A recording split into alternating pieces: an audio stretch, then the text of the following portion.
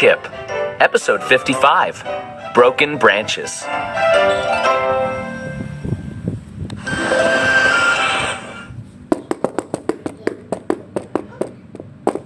Kip is sleeping in the bed one night.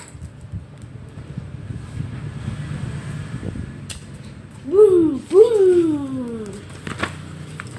It is a storm. Boom. The branches is snapping.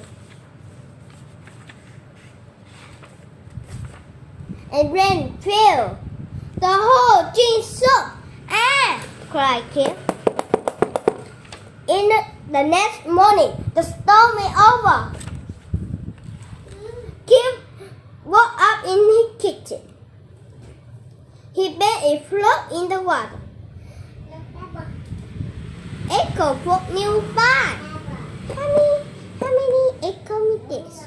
1, 2, 3, 4, 5, 6, 7, 8, 9, 10.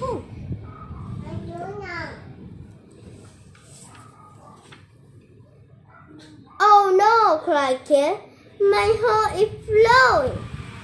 Shut them, keep her bird. My nest is ruined, she cried.